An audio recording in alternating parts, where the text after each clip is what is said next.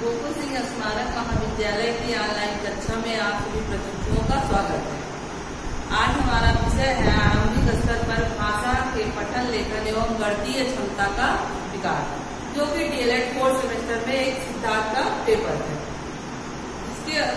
इसकी पिछले वीडियो में हम आपको भाषा के बारे में बता चुके हैं कि प्रथम भाषा क्या है, भाषा की परिभाषा क्या होती है, भाषा के अंग कितने हैं या भाषा के कितने रूप हैं। तो भाषा के बारे में आपने ये सब जान लिया है। अब आज हम बताएंगे भाषा की प्रकृति एवं विशेषता। आज हमारा टॉपिक है भाषा की विशेषता।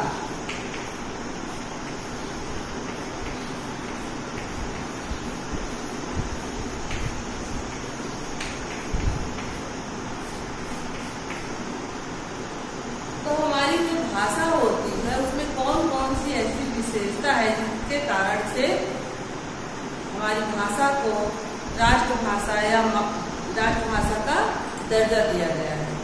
तो भाषा में की विशेषता में सर्वप्रथम हम देखेंगे कि भाषा एवं विचारों में अटूट संबंध है।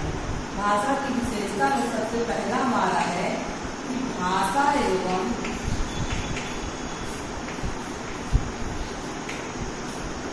विचारों में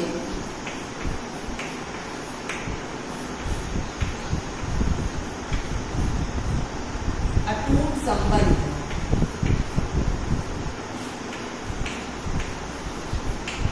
अटूट संबंध है। भाषा की सबसे पहली विशेषता यह है कि भाषा एवं विचारों में अटूट संबंध है।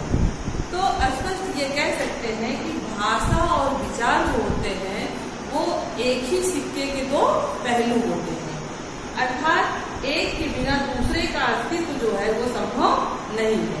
यदि हमारे मन में विचार उत्पन्न हो रहे हैं और भाषा का विकास न हुआ होता तो उस विचारों की अभिव्यक्ति हम नहीं कर पाते।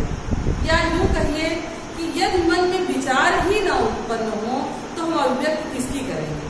भाषा और विचार जो है इनको अलग अलग नहीं किया जा सकता, इनको पृथक नहीं किया जा सकता।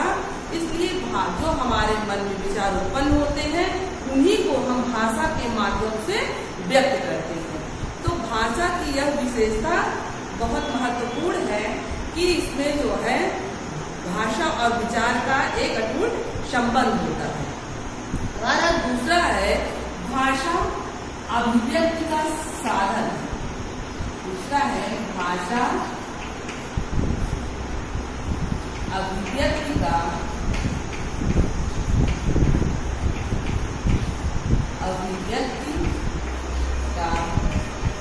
सांकेतिक साधन है।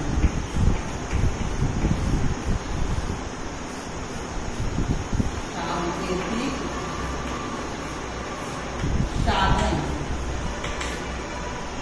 अब हम देखेंगे कि भाषा जो है वह हमारी अभिव्यक्ति का मतलब पहले ही बता चुके हैं कि जो हमारे मन में विचार उत्पन्न होते हैं उन्हीं को व्यक्त करना भाषा की अभिव्यक्ति कहलाता है। तो भाषा अभिव्यक्ति का सांकेतिक साधन है।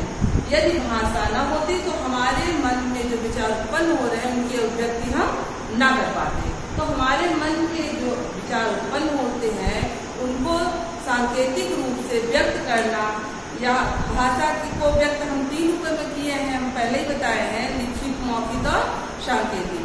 तो भाषा को व्यक्त करने के लिए हमें भाषा के माध्यम से ही हम अपने मन के विचार को व्यक्त कर पाते हैं। विचारों को व्यक्त करने का साधन जो होता है वह भाषा ही होता है। तीसरा है भाषा एक अर्जित संपत्ति है। भाषा एक अर्जित संपत्ति है। अर्जित संपत्ति है। कहने का तात्पर्य है कि भाषा जो होती है वो वंशानुक्रम पर नहीं आधारित होती। यदि हम जिस परिवार में जन्म लेते हैं उस परिवार में जिस भाषा का प्रयोग किया जाता है, यह जरूरी नहीं कि बच्चा उसी भाषा को हमेशा बोलता रहे, क्योंकि लोगों के संपर्क के कारण समय के अनुसार, काल के अनुसार होता क्या है कि भाषा में परिवर्तन होता रहता है। तो भाषा जो होती है वह एक अर्जित संपत्ति है। इसमें समय समय पर परिवर्तन होता रहता है। हालांकि इसमें परिवर्तन, अपनी भाषा में परिवर्तन कोई करना नहीं चाहता, लेकिन लोगों के संपर्क के कारण, जिस व्यक्ति से हम मिलते हैं, हमारा हमको माहौल जिस प्रकार का मिलता है, जिस प्रकार के परिवेश में हम रहते हैं, उसी परिवेश में ढल जाते हैं। तो उसी भाषा को जैसे ही व्यक्तियों से संपर्क होता है, उसी भाषा को हम भी सीख लेते हैं या हमारे अंदर उस भाषा का समावेश हो जाता है। तो इस प्रकार से हम कहते हैं कि भाषा जो होती है वह एक अर्जित संपत्ति है। इसे हम समय समय पर किसी दूसरे व्यक्ति से सीखते रहते हैं। अगला हमारा पॉइंट है भाषा का संबंध। भाषा का संबंध परंपरा से होता है। भाषा का संबंध परंपरा से होता है।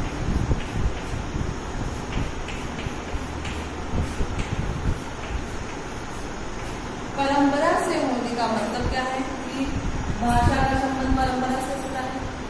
तो परंपरा का मतलब ये है कि हम जिस देश में रह रहे हैं, जिन व्यक्तियों के बीच में रह रहे हैं,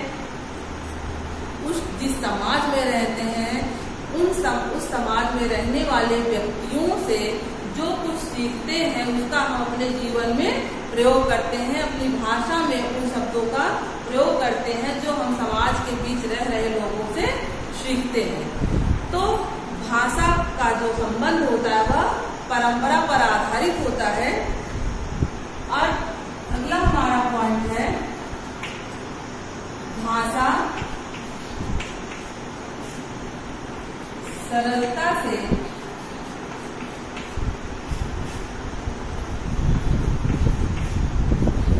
कठिनता के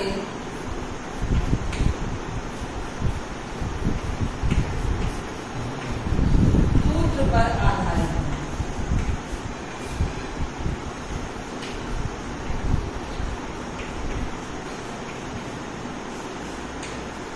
सूत्र पर आधारित है अर्थात किसी भी भाषा को सीखने के लिए सर्वप्रथम हमें हमको जो है कठिनाई का सामना करना पड़ता है।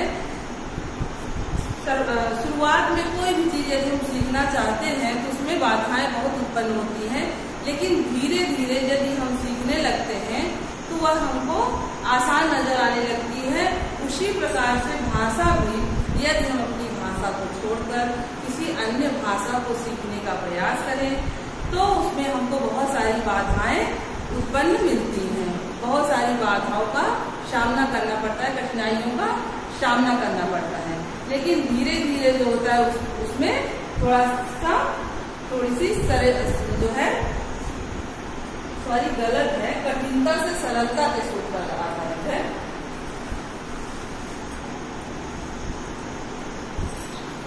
इसमें थोड़ा सा परिवर्तन करेंगे। कठिनता से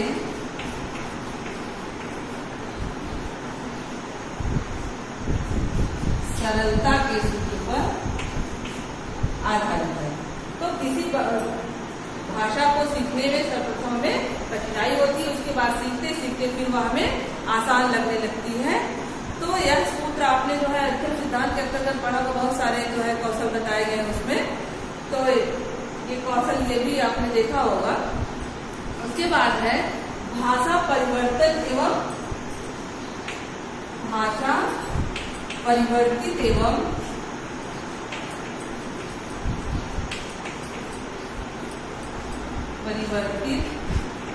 एवं गतिशील होती है।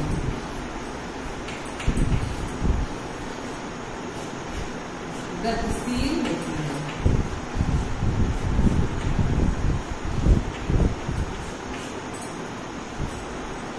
परिवर्तन का मतलब ये है कि उसमें बदलाव होता रहता है। भाषा जो होती है हमारी, उसमें समय समय पर कुछ न कुछ परिवर्तन होता रहता है। यह जैसे पानी का बहाव कभी रुकता नहीं है, वह निरंतर चलता रहता है। नदी का प्रवाह जो होता है वह निरंतर बहता रहता है, चलता रहता है। उसी प्रकार से हमारी भाषा भी है, वह एक जगह पर रुकती नहीं है। जिस प्रकार से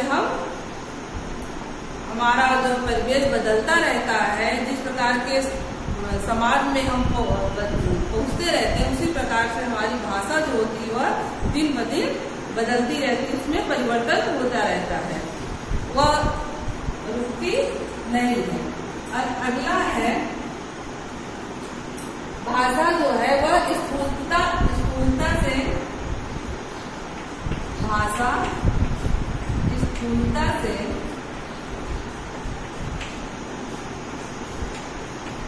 सूक्ष्मता पर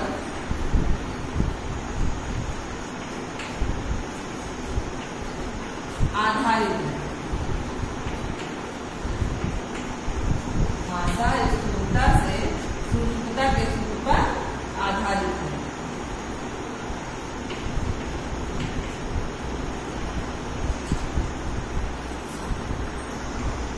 इस प्रकार से भाषा जो स्थूलता से सूक्ष्मता पर आधारित है, उसका तात्पर्य यह है कि जैसे हम किसी बच्चे को कुछ सिखाने लगते हैं सर्वप्रथम, तो उसमें सबसे पहले हम क्या करते हैं कि जो छोटी सी छोटी विधा होती है, छोटे से छोटे बिंदु होते हैं, पहले उनको हम वही सिखाते हैं। उसके बाद धीरे धीरे फिर पहले जैसे हमने पहले वर्ड बताया, शब्द बताया, फिर वाक्य बताया, उसी प्रकार से भाषा में भी है कि पहले हम छोटे छोटे बिंदुओं पर विचार करते हैं। उसके बाद धीरे धीरे जिस प्रकार से हम सीखना शुरू कर देते हैं, फिर धीरे धीरे वह स्थूलता के बाद सूक्ष्मता पर आधारित हो जाता है। हमारी भाषा जो होती है वह दिन ब दिन उसमें परिवर्तन होता जाता है।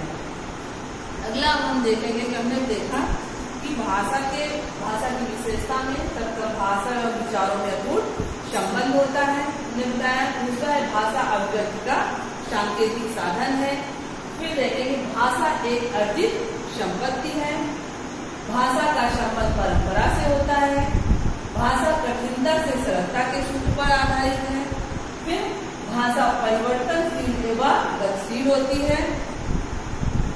भाषा स्थूलता से सूक्ष्मता पर आधारित है। अब हम आपको बताएंगे भाषा का महत्व। अब देखेंगे भाषा का महत्व। हमने भाषा का अर्थ देखा, परिभाषा देखा, भाषा के रूप देखे, भाषा की विशेषता देखी। अब देखेंगे भाषा का महत्व।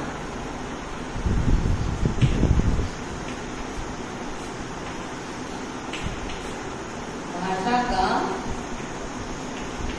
महत्व।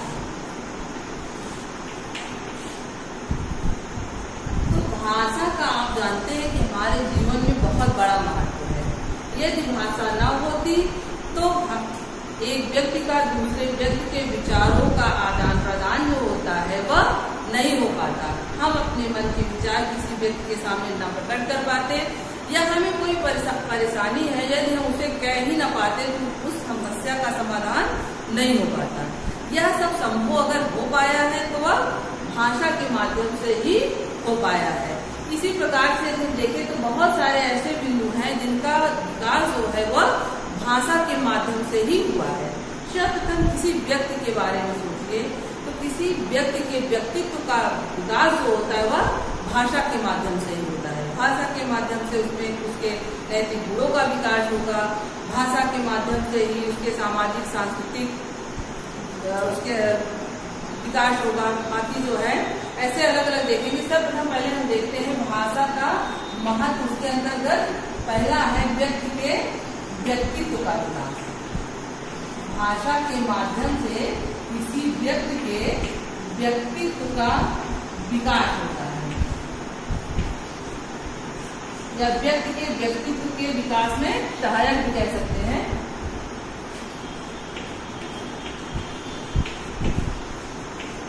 व्यक्ति के व्यक्तित्व का विकास।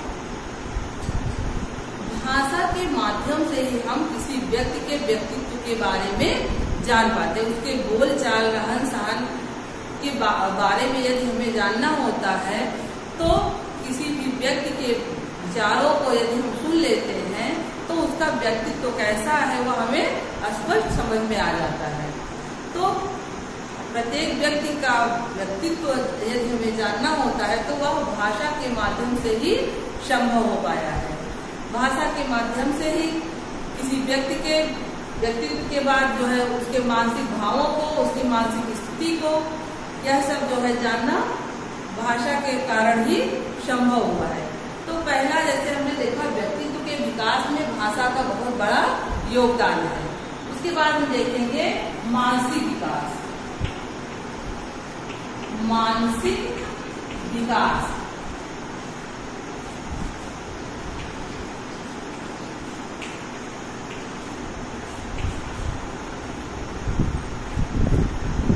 मानसिक विकास के अंतर्गत हम देखेंगे कि किसी भी व्यक्ति के जो है मानसिक विकास के लिए पहले विचार शक्ति का होना बहुत आवश्यक होता है। यदि मन में विचार उत्पन्न हो रहे हैं तो उसका विकास जो होगा वह भाषा के कारण ही हो पाएगा या भाषा के माध्यम से ही हो पाएगा।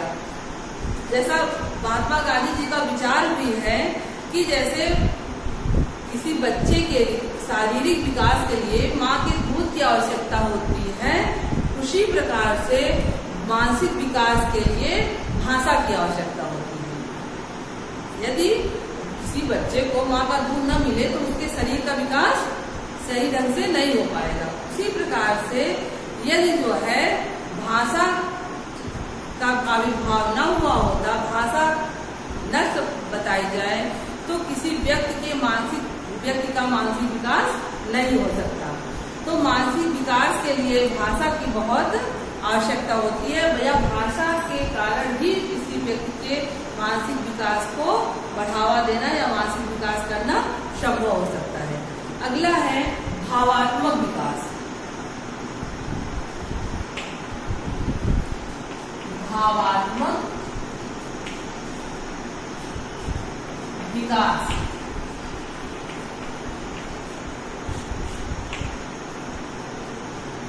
भावात्मक विकास के अंतर्गत हम देखेंगे कि जो भाव व्यक्ति के अंदर उत्पन्न होते हैं उन भावों को व्यक्त करना किसके माध्यम से संभव है? भाषा के माध्यम से।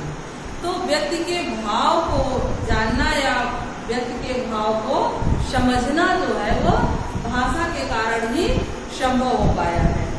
मातृभाषा के साहित्यिक रूप को शिक्षा के बारे में यदि बताया जाए तो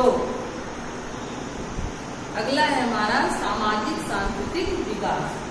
अब हम देखेंगे कि भाषा के माध्यम से ही किसी व्यक्ति के सामाजिक एवं सांस्कृतिक का विकास होता है। सामाजिक एवं सांस्कृतिक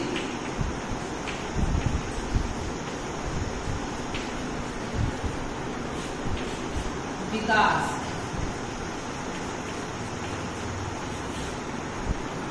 सामाजिक एवं सांस्कृतिक विकास, जैसा कि हम जानते हैं किसी व्यक्ति का जो है विकास समाज में रहकर ही होता है। समाज में जिस प्रकार के व्यक्ति से हम मिलते हैं उन्हीं का अनुसरण अपने जीवन में करते हैं। हमें जिस प्रकार का वातावरण मिलेगा, समाज में जिस प्रकार के लोग रहेंगे, यदि उनका व्यवहार अच्छा है तो हम अपने अंदर अच्छे गुण अपनाते हैं। यदि हमारे आसपास रहने वाला समाज जो है वह दूषित है, गंदा है, तो हमारे अंदर भी उन्हीं बुराइयों का समावेश हो जाता है। तो किसी भी बालक का या किसी भी व्यक्ति के सामाजिक विकास में जो है भाषा का बहुत बड़ा महत्व होता है। सामाजिक विकास हो या सांस्कृतिक विकास हो, वह समाज में रहकर ही होता है।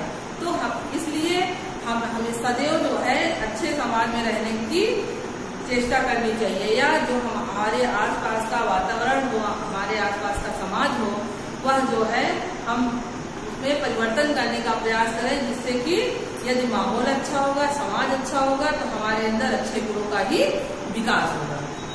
अगला हम देखेंगे सृजनात्मक और प्रतिभा का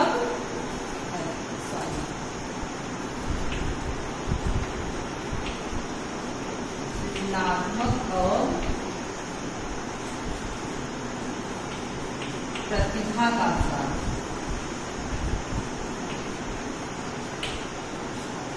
सृजनात्मक और प्रतिभा का विकास।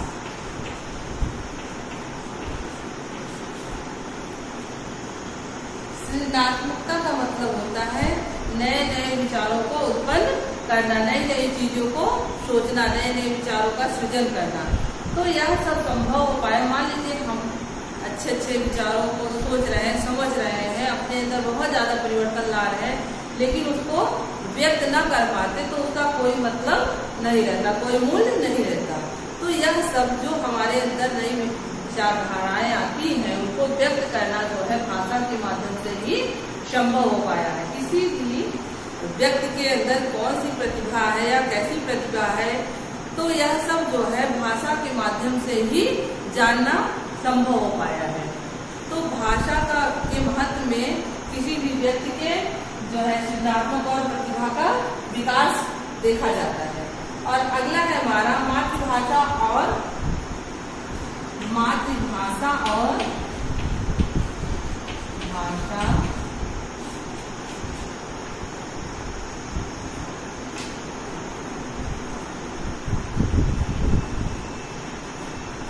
और बालक के मातृभाषा और बालक का व्यावसायिक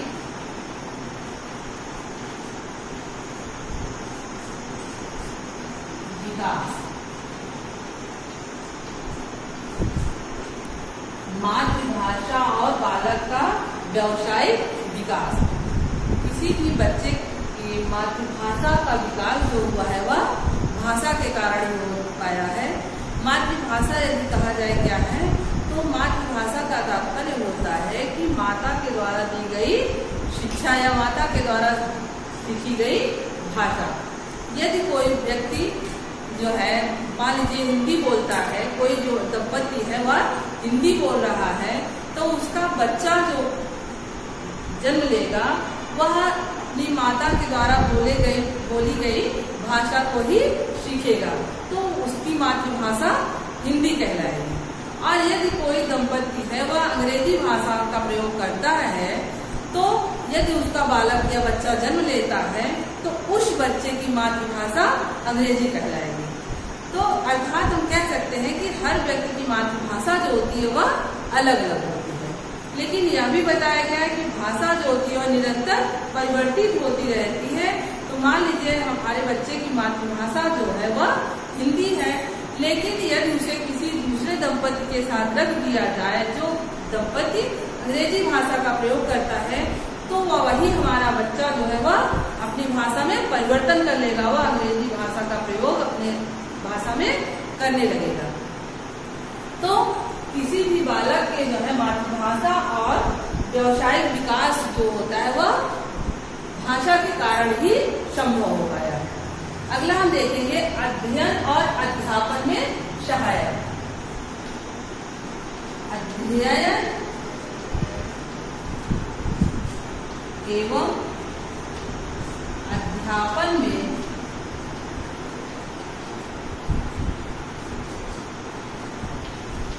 सहायक।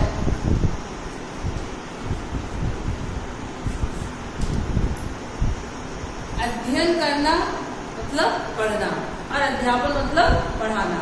तो पढ़ना पढ़ाना ये सब जो वो है, ये सब जो है भाषा के माध्यम से ही संभव हो पाया है।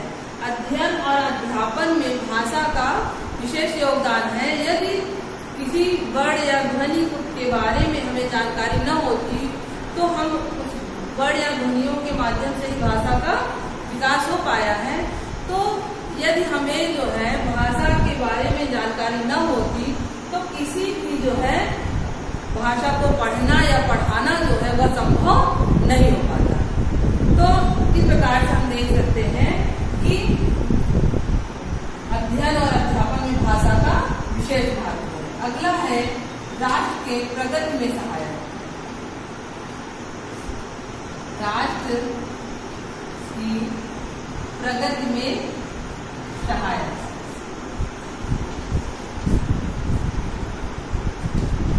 राष्ट्र की प्रगति में सहायक। तो चाहे देश हो, राष्ट्र हो, जो भी है, इनका यदि इनके अंदर कोई विकास हो पाया, हमारे राष्ट्र का विकास हो पाया है, तो किसी व्यक्ति के अथक प्रयास से ही हो पाया है। तो व्यक्ति प्रयास करता कब है? जब उसके अंदर नए नए विचार उत्पन्न होते हैं, विचारों को व्यक्त कर पाता है, तभी उस देश के राष्ट्र का विकास हो पाएगा। तो राष्ट्र का या देश के विकास में जो है हमारी भाषा का बहुत बड़ा महत्व होता है। तो इस प्रकार से हम आपने भाषा के महत्व के बारे में देखा, जैसे व्यक्ति के व्यक्तित्व का विकास हुआ, मानसिक विकास भी भाषा के माध्यम से ही संभव है, या भावात्मक विकास, सामाजिक एवं सांस्कृतिक विकास, सृजनात्मक और प्रतिभा का विकास, फिर मातृभाषा और बालक के व्यावसायिक विकास, अध्ययन और अध्यापन में सहायक, फिर देश के या राज्य की प्रगति में सहायक। अब आपको हम अगले वीडियो में पठन के बारे में बताएंगे। तब तक के लिए धन्यवाद।